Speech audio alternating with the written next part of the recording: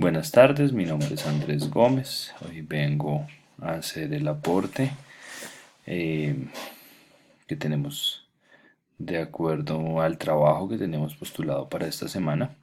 Mi compañera Angie Ariza decidió hacer una aproximación desde las situaciones relacionadas con la inclusión educativa, pero a nivel colombiano, teniendo en cuenta ciertas leyes que se han planteado y que hemos venido discutiendo a lo largo de nuestro curso. Yo, por mi parte, tomé la inclusión educativa, pero desde una visión internacional. Para esto, entonces, pues realizamos, o bueno, sí, complementando la información, esta infografía en donde podemos ver, pues digamos que el material expuesto desde distintos puntos de vista.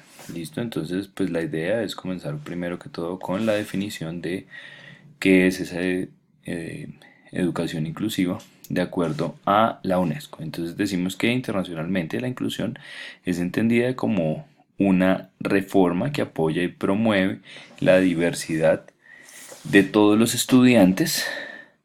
Además, asume que la meta de la inclusión educativa es eliminar la exclusión social, que es una consecuencia de las actitudes y las respuestas a la diversidad en cuanto a la raza, la clase social, la etnicidad, la religión, el género, la habilidad concebida, y se basa también en la creencia de que la educación es un decreto humano básico y es un fundamento de la sociedad más justa. Esa sería como la concepción desde la parte internacional. Entonces nos damos cuenta que pues la inclusión social tiene en cuenta no solamente la parte de la educación especial, sino también todo el tema de las clases sociales, la raza, la etnia, ¿sí? Debido obviamente a toda la transformación global que vive pues nuestro mundo con respecto a la educación y a la globalización, que es un fenómeno que se ve cotidianamente. Bueno, hay ciertas características dentro de las políticas internacionales de inclusión.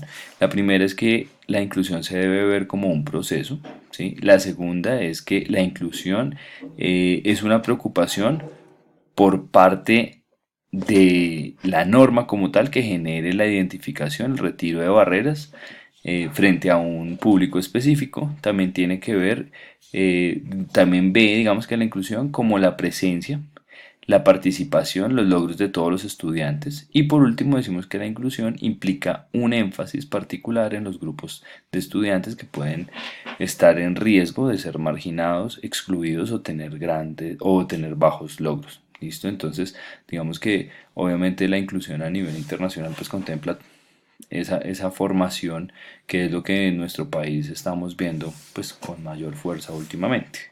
¿Listo? Esa normativa internacional pues la rige de cierta manera las Naciones Unidas, y ellos hacen como pues o han tenido énfasis en distintas leyes que se han generado a lo largo de la época del desarrollo humano, pues de nuestra época actual. La primera de todas es la Declaración Universal de los Derechos Humanos en 1948, en donde se dice que toda persona tiene derecho a la educación, ¿sí? También habla de la Convención de los Derechos del Niño, ¿sí? Que se da en 1989, y por último habla de la Declaración de Salamanca, que es algo más particular, en donde se dice que obviamente a nivel internacional los niños están protegidos por los gobiernos para que su educación sea libre, sea inclusiva, sea complementaria, para que no haya ninguna diferencia de oportunidades con respecto a las personas que entre comillas tienen todas sus capacidades. ¿Listo? Por otro lado, también decimos que hay una convención de los derechos de las personas con discapacidad que se generó en el año 2006 y que nos dice que nada sobre nosotros sin nosotros. Y pues dice que el artículo específico es el 24, ¿listo? En donde deben asegurarse, cuando se dice que se deben asegurar el derecho a un sistema educativo inclusivo en todos los niveles y a lo largo de toda la vida, ¿listo? Eh, por otro lado, también dice que la educación debe garantizar, ¿cierto? Eh, una, un comportamiento equitativo y una calidad para promover oportunidades de aprendizaje durante toda la vida para todos, ¿listo? asegurando entonces que la educación es un derecho adquirido desde el momento en que se nace. ¿Listo? Por otro lado, y siguiendo con el tema, entonces decimos que en el mundo tenemos distintas visiones acerca de la educación inclusiva. Entonces tomamos tres ejemplos, pues, que son, a mi parecer, bastante, digamos que como generales. Tomamos un ejemplo de acá de Latinoamérica, un ejemplo de África y un ejemplo de Europa. ¿Listo? Entonces decimos, por ejemplo, que en esta primera comparación hablamos de Namibia y nos dice que en el año 2013 ellos postulan una política sectorial en donde se genera una educación inclusiva. Se dice que esta política genera las condiciones para que todos los niños y las niñas de Namibia aprendan y participen plenamente en el sistema educativo, particularmente en los dominios, ¿cierto? Teniendo en cuenta que son colegios inclusivos. Adicionalmente, esta política busca crear un ambiente de aprendizaje, de apoyo que acomode a todos y que esté centrado en el estudiante. Entonces, digamos que obviamente es como a lo que se le está, digamos que orientando toda la posibilidad del cambio a nivel mundial. Ya hablando un poco de la normatividad acá a nivel latinoamericano, decimos que en Perú hay una ley general de educación que se generó en el año 2003 que nos habla de equidad, de inclusión como principios básicos de la educación especial o con un enfoque inclusivo. También dice que hay un plan de igualdad de oportunidades para las personas con discapacidades y también habla de una ley general, ¿cierto?, de las personas con discapacidad basadas en las convenciones de la ley 2006. Por otro lado tenemos a Italia, que es el país europeo, ¿cierto? Dice que han tenido una evolución, entonces decía que entre el 71 y el 77 se implementó la integraciones al Salvello, ¿sí? Que, bueno, disculparán ustedes mi italiano, cerrando todas las instituciones educativas especiales y lo que hace es que el 98% de sus estudiantes con discapacidad estudian en aulas inclusivas. Esto ayuda pues obviamente al desarrollo eh, un poco eh, más avanzado a nivel cognitivo, ¿sí? Eso lo vemos desde la parte psicológica.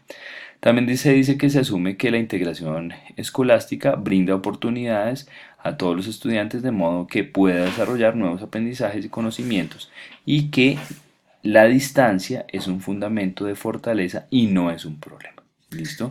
Entonces, ¿qué podemos aprender nosotros de esa interacción internacional? Y nosotros como colombianos, pues dentro de nuestras leyes inclusivas, ¿qué podríamos, pues digamos que como resaltar? Primero, pues que la educación inclusiva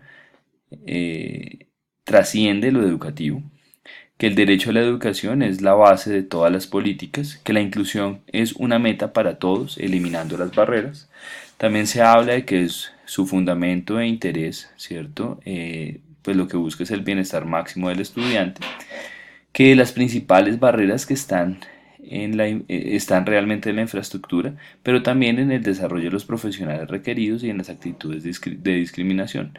Digamos que eso obviamente ha ido cambiando, pero pues dependiendo del país y dependiendo de la legislación, pues se sigue presentando desafortunadamente ese tipo de cosas.